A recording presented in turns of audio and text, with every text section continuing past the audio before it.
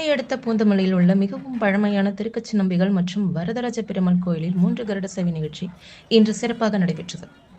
வருடத்தில் பங்குனி மாதம் 3 கருட சேவை சிறப்பாக இத்தலத்தில் நடைபெற்று வருகின்றது.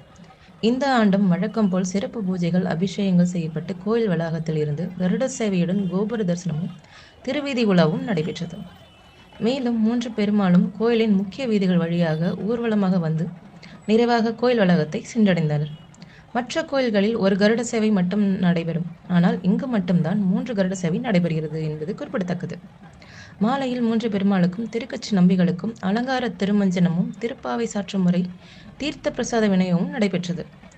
இதில் கோயில் அறங்காவலர் குழு தலைவர் பாபு, அறங்காவலர்கள் டாக்டர் வெங்கடேசன், கோபிநாத், கோயில் செயல் அலுவலர் லதா மற்றும் பாலாஜி உள்ளிட்ட திருக்கோயில் நிர்வாகிகள், பணியாளர்கள் நிகழ்ச்சிக்கான ஏற்பாடுகளை செய்திருந்தனர். ஆயிரக்கணக்கான பக்தர்கள் கலந்து கொண்டு சாமி தரிசனம் செய்தனர்.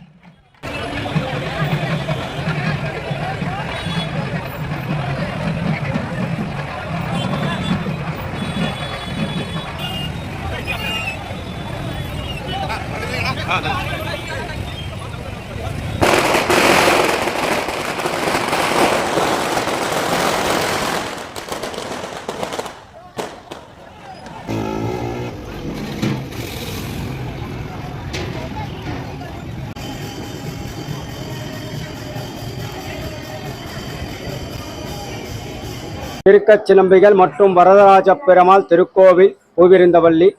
இத்திருக்கோவிலில் பங்குனி மாதம் மிருகஷி நட்சத்திரம் முடிஞ்சு வர முதல் ஞாயிற்றுக்கிழமையில் 3 பெருமாளுக்கு கருட சேவை பண்ணி திருக்கச்சிநம்பி சுவாமி மங்களாசாசனம் நடைபெறுகிறது. மங்களாசாசனம் உற்சவம் நடைபெறும்.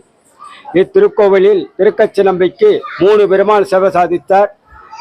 வரதராஜ பெருமாள் சூரியன் உதயமாகும் போது சேவை சாதிக்கிறார். சேவை சாதிக்கும் போது திருக்கச்சிநம்பி சுவாமி வரதராஜ பெருமாள் கிட்ட பிரார்த்தனை பண்ணிக்கிறார். உங்களை மாதிரி 2 பெருமாள் கிட்ட நாங்கள் சேவை பண்ணியிருக்கோம். அந்த 2 பெருமாளும் இச்சேத்திரத்தில் புஷ்பபுரி சேத்திரம்னு பேர். புஷ்பபுரியில் வந்து சேவை சாதிக்கணும்னு பிரார்த்திக்கிறார்.